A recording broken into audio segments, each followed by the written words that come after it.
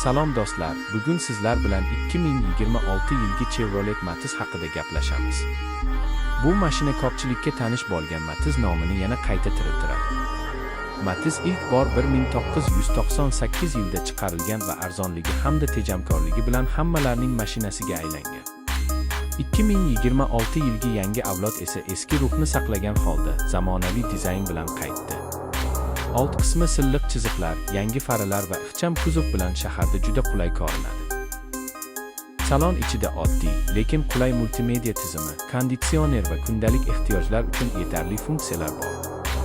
Dvigateli kuchli emas, lekin yoqilg'i sarfi juda past, shahar ichida bemalol harakatlanadi. Chevrolet Spark va shunga o'xshash kichik mashinalarga qaraganda Matiz arzonroq va xizmat ko'rsatish oson. Narxi hamyonbop bo'lishi kutilmoqda. Eng katta ustunligi tejamkorlik, kichik o'lcham va shahar hayoti uchun ideal tanlov ekanligida.